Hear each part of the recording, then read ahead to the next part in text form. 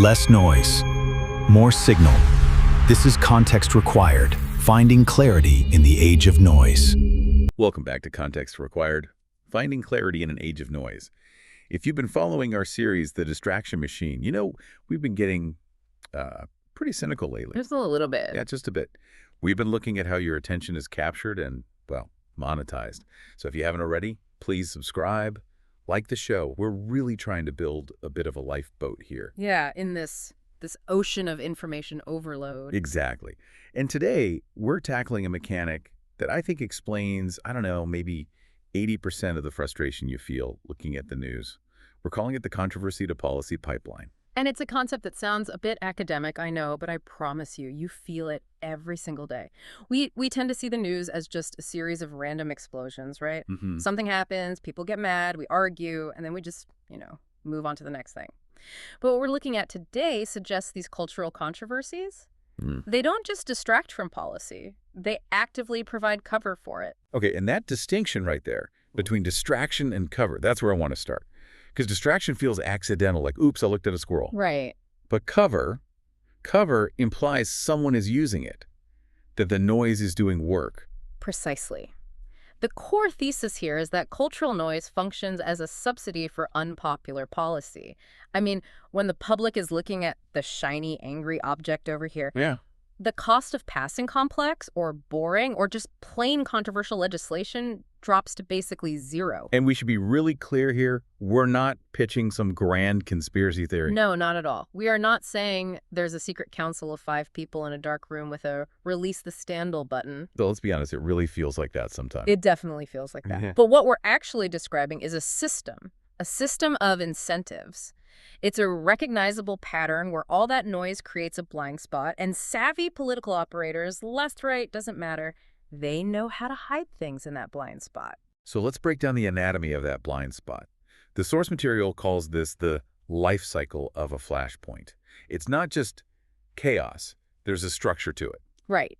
If you look at any major cultural controversy from the last few years, they almost all follow these 4 distinct phases. Phase 1 is the origin, the spark. Okay. A statement is made, a school board bans a book, some politician tweets something inflammatory, you know the drill. But at that stage, it's just an event. It hasn't taken over the world yet. Exactly. But then you hit phase 2, amplification. This is where the machinery kicks in. The algorithms, the media outlets, they frame it immediately as a binary battle. It's never just a thing happened. It's side A is attacking side B. Instantly. The frames harden. You're forced to pick a jersey before you even know the facts of the game. And that leads directly into phase 3, which is where I think most of us feel like we live our lives online. Peak engagement. That's the saturation point. The conversation becomes self-sustaining. It stops being about the original event and starts being about the reaction to the reaction to the reaction. Right. And statistically, at its peak, a controversy like this can consume nearly 100% of the public discourse bandwidth. Tens of millions of posts, articles, cable news hits. It just sucks all the oxygen out of the room. And the implication there, and this is the realist in me attention, is a zero-sum game. If 100% of the bandwidth is on the controversy, there is exactly 0% left for anything else. Which brings us to phase 4, exhaustion. The fire just burns out. But notice, it almost never burns out because the problem was solved. No, never. We almost never resolve these big cultural debates in a week. It burns out because we're all just fried or, something new and shiny arrived. Okay, so while we're on that roller coaster origin, amplification, peak, exhaustion, the actual world is still turning. Governments are still governing. Regulators are still regulating. And I really want to walk through that Monday to Friday case study from the sources, because it visualizes perfectly how this magic trick gets pulled off. Yeah, this timeline is maybe the most useful tool for understanding the whole pipeline. So just, picture a typical week in D.C. or London or any capital city. So it's Monday morning. A flashpoint erupts. Let's say a celebrity says something incredibly offensive about a cultural touchstone. The national anthem, religion, doesn't matter. Right. And it just clears the cable news schedules instantly. Yep. Producers tear up their rundowns. That offensive thing is now the A block, the tease, the topic for every single panel. By Tuesday, the volume is just deafening. Thousands of articles. Social media is completely saturated. You check your phone at lunch, it's the only thing you see. You walk past the TV at the airport, it's all they're talking about. Now here's the pivot. It's Wednesday. The world is doom scrolling. The emotional intensity is at an 11. But what's happening back in those quiet hearing rooms? Silence. Complete silence. On Wednesday, while the noise is at its peak, a House committee holds a markup on a bill. Let's say this bill, I don't know, rolls back liquidity requirements for mid-sized banks, or it alters zoning for protected wetlands. These are dense, technical, incredibly boring topics. They're the vegetables of democracy. They absolutely are. And normally, even vegetables get a little bit of scrutiny. A watchdog group might bark. A journalist might ask one tough question. But on this Wednesday, the journalists are all busy writing think pieces on the culture war. the watchdogs can't get any traction because the public is screaming about something else. So the coverage of that bank bill is effectively zero, except maybe in a few super expensive trade publications no one reads. So Thursday rolls around. The cultural fight is getting meta now. We're arguing about why we're arguing. And meanwhile, the Senate confirms a new appointee, someone who will sit on a regulatory board for the next 10 years, making decisions about, say, the price of your medication. But because the hearing happened during peak engagement? The room was half empty. No clips went viral. No one even knows this person's name. And by Friday. The controversy is starting to fade. We're all tired. But the bank bill is now out of committee, on track for a vote. The appointee is seated. The policy landscape has fundamentally shifted. The signal, the thing that actually changes your material reality, passed by completely unnoticed because the noise was just too loud. There's a statistic from the research on this that it blew my mind. The ratio of coverage. It's staggering, the gap between the cultural noise and the policy signal. It consistently runs between 100 to 1 and 1,000 to 1 during these weeks. Wow. For every one mention of the bill that reshapes the economy, there are 1,000 mentions of the fight of the week. That ratio really drives home the idea that the controversy is subsidizing the policy.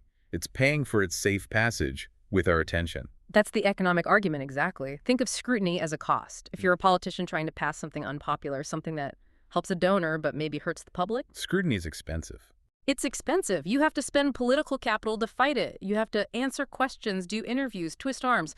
But if there's a massive controversy happening, that scrutiny cost just drops. It's a discount sale on unpopular policy. Okay, I have to play devil's advocate here. Yeah. We said this isn't a conspiracy, but it sure sounds like one. Is this really intentional? Are people actually saying, quick, release the angry tweet, we need to pass this tax cut? It's a mix. It's a mix of strategy and happy accidents. We have to acknowledge that strategic timing is an industry standard. If you talk to anyone in high-level PR or government affairs, this is just part of the job. We used to call this the Friday news dump, right? Release bad news at 5 p.m. on a Friday when all the reporters have gone home. Exactly. But the source material argues the Friday news dump has evolved. It's now the controversy dump. You don't just wait for the clock to hit 5 on Friday. You wait for, or you help create a period of high cultural noise. You release the awful poverty report on the same day a celebrity scandal breaks. So legislative scheduling is really an exercise in attention management. 100%. The Speaker of the House, the Majority Leader, they control the calendar. That's a huge strategic advantage. They know when to schedule a tough vote, and opposition research feeds this too. Parties hold on to damaging information. They don't just drop it randomly. You keep it in the holster. Right? And sometimes you drop it to hurt your opponent. But sometimes you drop it because you need the media to look away from what you're doing with the budget. You light a fire in the front yard so no one sees you carrying the furniture out the back. But I want to go back to this idea of convergent incentives, because I think that explains why this happens even without a mastermind. This is the part that makes me the most cynical. It's the most depressing part, but also the most realistic. You don't need a smoky backroom. You just need everyone to follow their own incentives. The media has a financial incentive to cover conflict. Conflict drives clicks.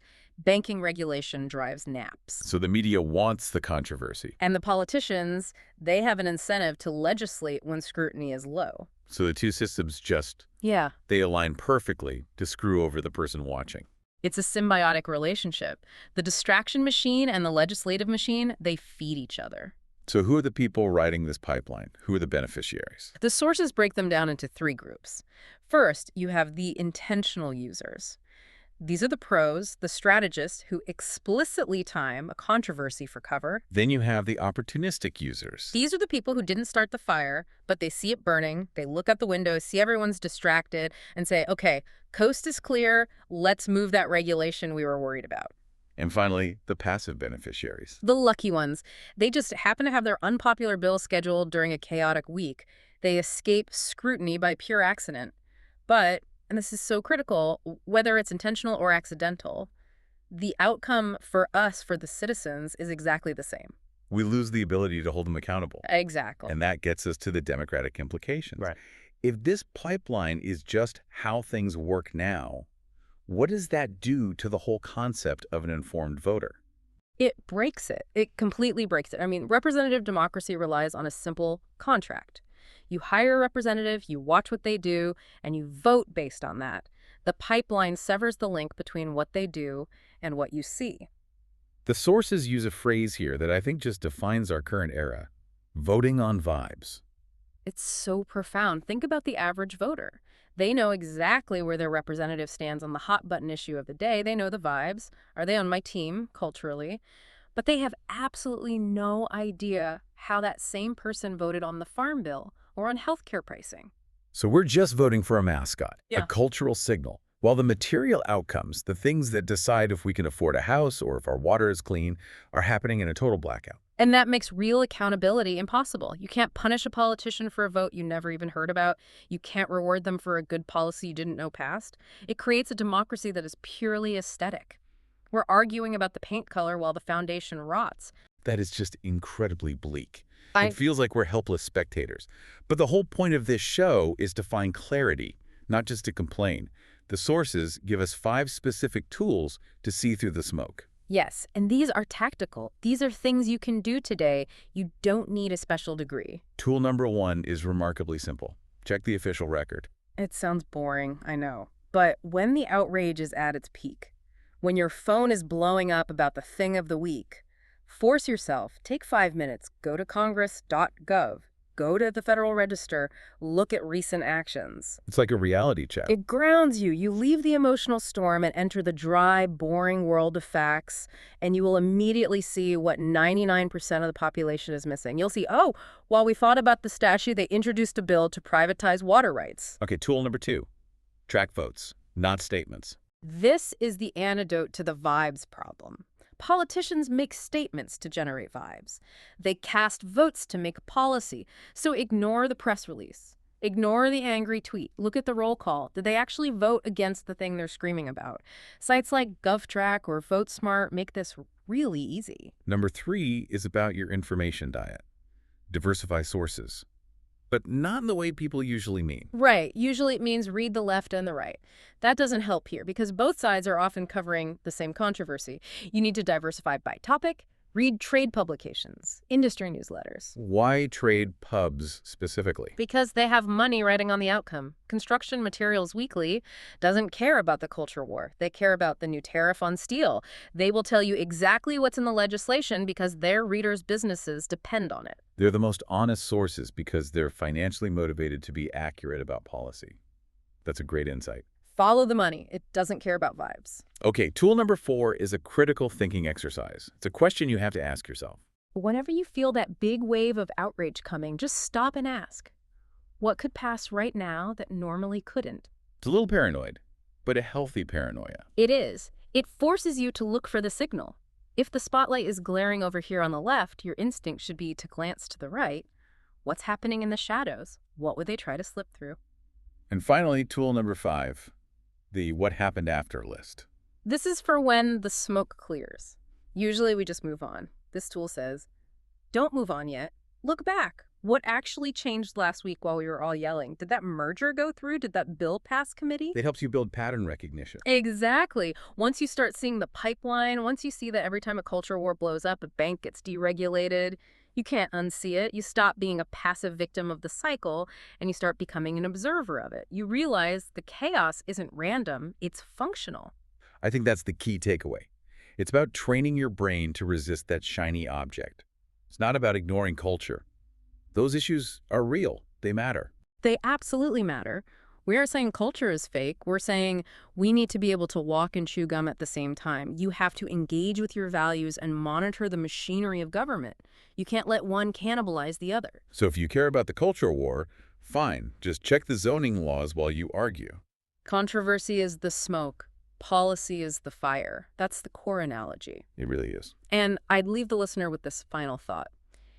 Your attention is a resource. It is the most valuable thing you own. And there are trillion-dollar industries built to mine it. So when you feel that pull of outrage, just pause, take a breath, and look at what's happening on the boring channels. When everyone looks left, glance right. You might see what you're meant to miss. That's where the real game is played. Next time on The Deep Dive, we're going to peel back another layer of this. We're talking about manufacturing culture wars. We're going to explore how these conflicts are strategically amplified and sometimes completely invented to prevent class solidarity. Oof, that's a big one. It explains why we end up fighting our neighbors instead of questioning the economic structures that affect us all. You won't want to miss it. Thanks for listening to Context Required. Keep finding the signal.